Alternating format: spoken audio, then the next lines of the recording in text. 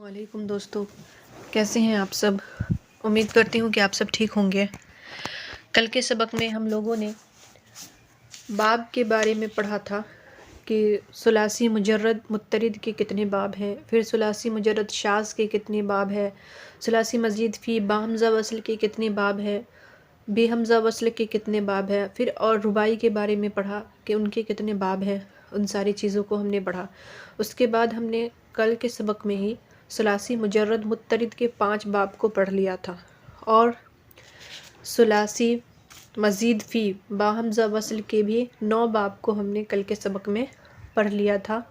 और आज हम पढ़ेंगे सबक नंबर 32 और सबक नंबर 32 के अंदर हम लोग पढ़ेंगे सुलासी मज़ीद फ़ी बेहमज़ा वस्ल के जो बाब थे उनके बारे में, और फिर और अबवाब जो हमने गिनवाए थे उन सारे अबवाब को आज के सबक में हम लोग पढ़ेंगे। तो चलिए सबक को शुरू करते हैं।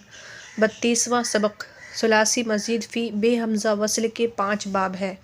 इफ़आल, तफ़ईल, तफ़ाउल, मुफ़ाअलत और तफ़ाउल।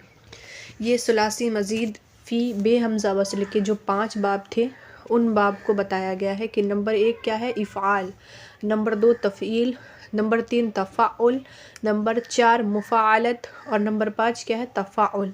फिर उसी तरीके से जैसे हमने पिछले सबक में बताया था कि बाब को फिर मिसालों के साथ बताया गया था, उसी तरीके से यहाँ पे भी इन अबवाब को मिसालों के साथ बताया जा रहा है। नंबर 1 है बाब इफ़ाल, जैसे अल इकराम, इज़्ज़त करना। उसी तरीके से नंबर 2 में है बाब तफ़ईल, फिर बाब तफ़ाउल, बाब मुफ़ाअलत और बाब तफ़ाउल। फिर इसको भी मिसालों के साथ बयान किया गया है। इसमें समझाने की कोई चीज़ नहीं है, इसलिए मैं नहीं समझा रही हूँ, क्योंकि यहाँ पे वही चीज़ है जो बाब है, उस बाब को फिर उसको मिसालों के साथ यहाँ पे बताया गया है। और ये सारी चीज़ें आपको तफसील के साथ हिस्सा दोम के अंदर आ जाएगी। आगे चलते हैं। रुबाई मुजर्रद का एक बाब है फ़अललतुन, जैसे दहरजतुन, लुरकाना। ये हो गई रुबाई मुजर्रद का एक बाब, क्या है, फ़अललतुन, और जैसे है दहरजतुल लुरकाना। अब है रुबाई मज़ीद फ़ी बाहमज़ा वस्ल के 2 बाब। पीछे हमने पढ़ लिया है रुबाई मज़ीद फ़ी बाहमज़ा वस्ल के 2 बाब है। अब वो 2 बाब कौन से हैं यहाँ बयान किया गया है। नंबर 1 है बाब इफ़ इन लालुन, जैसे अल इबरिन शाकू, जो खुश होना। और नंबर 2 है बाब इफ़ इल लालुन, जैसे अल इक्शिरारुन, रोंगटे खड़े होना। अब है ये हो गए रुबाई मज़ीद फ़ी बाहमज़ा वस्ल के 2 बाब। अब फिर आगे है रुबाई मज़ीद फ़ी बेहमज़ा वस्ल का एक बाब है तफ़ालुन, जैसे तदहरुजुन, लुढ़काना। ये रुबाई मज़ीद फ़ी बेहमज़ा वस्ल का जो एक बाब था वो बाब है तफ़ालुन। और ऊपर फिर पढ़ लिया हमने रुबाई मज़ीद फ़ी बाहमज़ा वस्ल के 2 बाब और रुबाई मज़ीद फ़ी बेहमज़ा वस्ल का 1 बाब। तो इसमें कुछ समझाना नहीं है, बस वही अबवाब हैं और अबवाब को बताया गया है मिसालों के साथ। आगे चलते हैं। 33वां सबक सुलासी मज़ीद फ़ी मुल्हक बरुबाई मुजर्रद के 7 बाब हैं। अब वो 7 बाब क्या है उसको इस शेर के अंदर बताया गया है। यहाँ देख सकते हैं आप, शेर लिखा हुआ है। उसके बाद फिर उसी तरीके से एक एक करके बाब को बताया गया है। पहला बाब है फ़अललतुन, दूसरा बाब है फ़अनलतुन, तीसरा बाब है बाबे फ़अलतुन, चौथा बाब है बाबे फ़अवलतुन, पांचवा बाब है बाबे फ़इअलतुन, छठा बाब है बाबे फ़अयलतुन और सातवां बाब है बाबे फ़अलातुन। फिर इनको मिसालों के साथ बयान किया गया है। इन सारी चीज़ों को आपको सिर्फ याद करना है अबवाब को, इसमें भी समझाने की कोई चीज़ नहीं है। अब आगे चलते हैं। आगे है 30वां सबक सुलासी मज़ीद फ़ी मुल्हक बिही तदहरजा के 8 बाब। इसको भी हमने पीछे पढ़ लिया था। अब इसके 8 बाब सुलासी मज़ीद फ़ी मुल्हक बिही के कितने कौन कौन से हैं 8 बाब, उसको भी यहाँ पे शेर के अंदर बताया गया है, आप देख सकते हैं। और उसके बाद फिर उसी तरीके से एक एक करके फिर अबवाब को गिनाया गया है। पहला बाब है बाब तफ़ाअलुन, दूसरा बाब है बाब तफ़ाअनुलन, तीसरा बाब है बाब तमफ़उलन और चौथा बाब है बाब तफ़ाअलुतुन फ़वउलन, ये 5वां बाब था। और छठा बाब है बाब तफ़ावुलन और 7वां बाब है बाब तफ़ीउलन और उसके बाद 8वां बाब है बाब तफ़ाउलिन। ये हो गए आपको सुलासी मज़ीद फ़ी मुल्हक बिही तदहरजा के 8 बाब, ये अबवाब यहाँ पे गिनाए गए हैं। उसके बाद आप देख सकते हैं सुलासी मज़ीद फ़ी मुल्हक बिही इरहंजमा के 2 बाब हैं। अब ये 2 बाब कौन से हैं उसको भी यहाँ पे गिनाया गया है, बाब इफ़ इन लालुन और नंबर 2 है बाब इफ़ इन लाउन। अब जैसे यहाँ पे दिया हुआ है आप देख सकते हैं और उसका तर्जमा भी लिखा हुआ है, इस वही चीज़ें हैं अब वो आपको गिनाया गया। ये सारी चीज़ें आपको हिस्सा 2 के अंदर तफसील के साथ बताई जाएगी। अब है 35वां सबक, हिफ्ते अक़साम का बयान। नंबर 1 है सही। सही वो कलमा है जिसके हुरूफ असली में हमज़ा, हुरूफ इल्लत और 2 हर्फ एक जिन्स के ना हो, जैसे ज़रबा, बासरा, रजुलन, जाफ़रुन। सही कहते हैं उस कलमे को जिसके हुरूफ असली यानी फ़ा आइन लाम के अलावा कोई हर्फ उसके अंदर ना हो। और अब हमने पीछे पढ़ लिया था कि हुरूफ इल्लत किसे कहते हैं। हुरूफ इल्लत 3 है, वाव, अलिफ और या, और एक हर्फ 2 जिन्स के ना हो, यानी एक हर्फ 2 जिन्स के वहाँ पे भी ना हो, उसको हम सही कहते हैं। जैसे ज़रबा देख सकते हैं, मिसाल के अंदर है ज़रबा। अब ज़रबा के अंदर ज़ाद भी असली हुरूफ है, रा भी और बा भी, इसके अंदर कोई ज़ाद हर्फ नहीं है। बासरा के अंदर भी कोई ज़ाद हर्फ नहीं है। रजुलन के अंदर भी कोई ज़ाद हर्फ नहीं है। जाफ़रुन के अंदर भी कोई ज़ाद हर्फ नहीं है। तो ऐसे कलमे को सही कहते हैं, यानी जिसके हुरूफ असली में हमज़ा और हुरूफ इल्लत और 2 हर्फ एक जिन्स के ना हो, उसको सही कहते हैं। नंबर 2 है महमूज़। वो कलमा है जिसके हुरूफ असली में हमज़ा हो, जैसे अमारा, साला। महमूज़ कहते हैं उस कलिमे को जिसके हुरूफ असली में हमज़ा हो, यानी अमारा के साला आप देख सकते हैं इसके बीच में अलिफ, ये क्या है, हमज़ा है, तो इसको हम कहेंगे महमूज़, यानी जिसके हुरूफ असली में हमज़ा हो, हमज़ा भी शामिल हो। अमारा है, साला है, और उसके बाद दूसरी मिसाल है करा। अगर फ़ा कलमा की जगह हमज़ा हो तो महमूज़ुल फ़ा, आइन कलमा की जगह हमज़ा हो तो महमूज़ुल आइन, और लाम कलमा की जगह हो तो महमूज़ुल लाम कहते हैं। यानी अगर फ़ा कलमा की जगह हमज़ा हो यानी अलिफ हो तो उसको क्या कहेंगे, महमूज़ुल फ़ा कहेंगे, और अगर आइन कलमा की जगह हो तो महमूज़ुल आइन, और अगर लाम कलमे की जगह हो तो महमूज़ुल लाम कहते हैं। ये हो गए आपको महमूज़ की तारीफ़ और उसके बारे में। अब है मोतल। मोतल वो कलमा है जिसके हुरूफ असली में हर्फ इल्लत हो, फिर अगर एक हर्फ इल्लत है तो उसकी 2 किस्में हैं।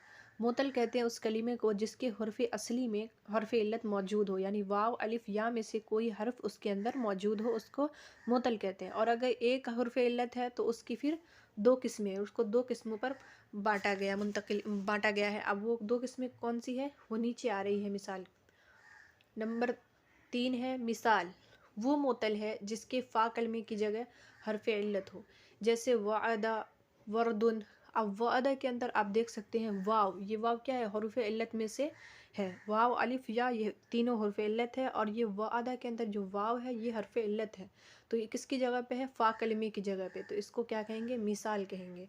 और वर्दुन के अंदर भी वाव कहाँ पे है, फ़ा कलमे की जगह पे है, तो इसको हम मिसाल कहेंगे। ये मोतल की पहली किस्म हुई। अब दूसरी किस्म है अजवफ़। अजवफ़ वो मोतल है जिसके आइन कलमे की जगह हर्फ इल्लत हो, जैसे काला, लैलुन।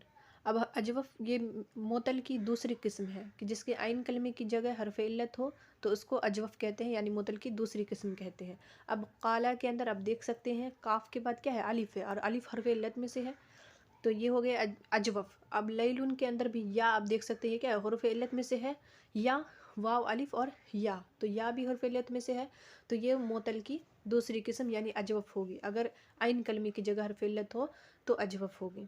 अब है मोतल की तीसरी किस्म नाकिस। नाकिस वो कलमा है जिसके लाम कलमे की जगह हर्फ इल्लत हो।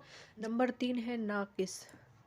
नाकिस वो कलमा है जिसके लाम कलमे की जगह हर्फ इल्लत हो, जैसे रमा, ज़बियुन।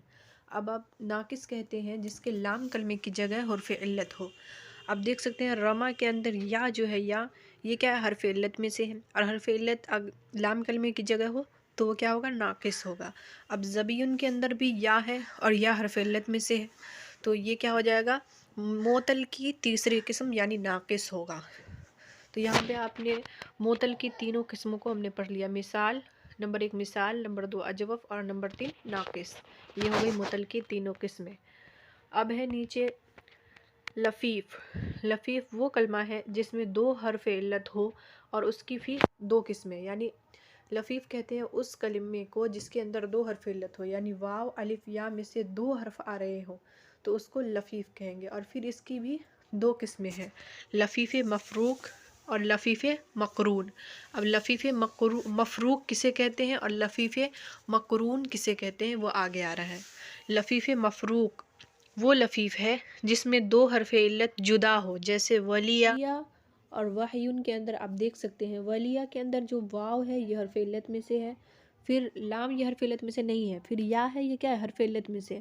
2 हर्फ इल्लत तो है लेकिन दोनों हर्फ क्या है अलग अलग है, जुदा है, बीच में लाम का फासला है फिर या है। वलियुन के अंदर लाम का फासला है फिर या है, यानी जुदा जुदा है, हर्फ इल्लत 2 है लेकिन दोनों क्या है जुदा है। और वहयुन के अंदर भी आप देख सकते हैं वाव ये हर्फ इल्लत में से है, फिर हाँ नहीं है हर्फ इल्लत में से, और फिर या जो है आखिर में वो क्या है हर्फ इल्लत में से है, लेकिन ये भी क्या है दोनों हर्फ इल्लत जुदा है, मिले हुए नहीं है। तो इसको बोलेंगे लफ़ीफ़ मफ़रूक, लफ़ीफ़ की पहली किस्म। अब है लफ़ीफ़ की दूसरी किस्म, लफ़ीफ़ मक़रून।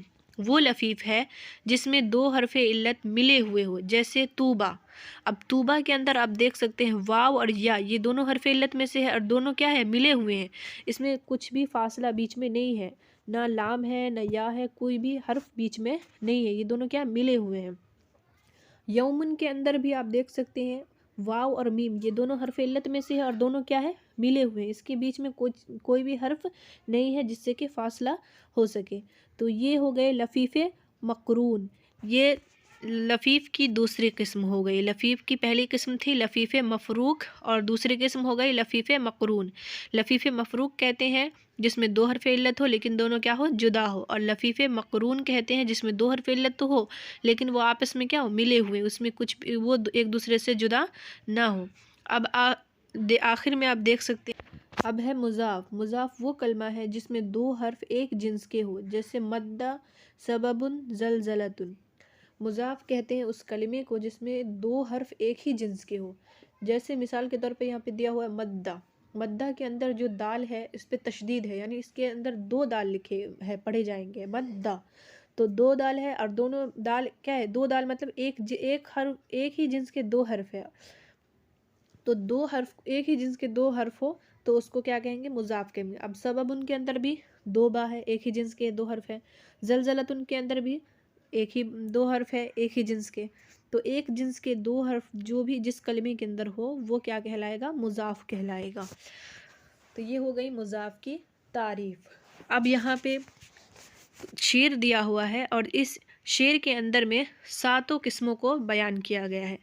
इस शेर को याद कर ले, इसमें 7 किस्में जमा है, सही अस्त व मिसाल अस्त व मुज़ाफ़ लफ़ीफ़ व नाकिस व महमूज़ व अजवफ़। ये शेर बोला गया है याद कर लेने की, इसमें 7 किस्मों को बयान किया गया है, यानी मुज़ाफ़ लफ़ीफ़ मफ़रूक ये तो किस्में हो गई। लफ़ीफ़ उसके बाद मोतल अजवफ़ नाकिस मिसाल, और फिर क्या है सही महमूज़ के अंदर हफ्ते अक़साम का पूरा 7 किस्मों को बयान किया गया है इस शेर के अंदर। तो अल्लाह के शुक्र व करम से आज हमने आसान सिर्फ हिस्सा अव्वल को मुकम्मल कर लिया है।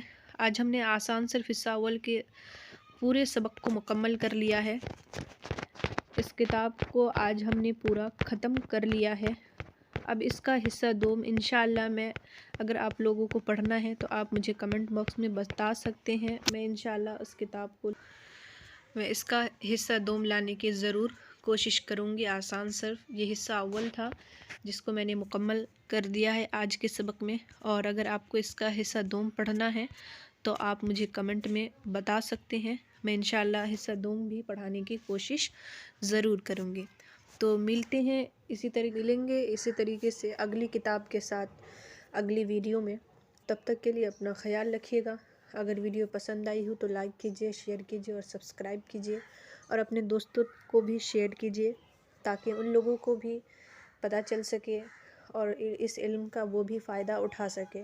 और अगर आपको कोई और किताब पढ़नी है, मज़ीद इसका हिस्सा 2 पढ़ना है या आसान नहव पढ़नी है या कोई और किताबें पढ़नी है, अरबी की किताबें मिनहाजुल अरबिया दुरुसुल लुग़तुल अरबिया, तो आप मुझे कमेंट बॉक्स में बता सकते हैं। मैं इंशाअल्लाह उस किताब को भी पढ़ाने की पूरी कोशिश करूँगी। तो आज के लिए बस इतना ही। अल्लाह हाफिज़।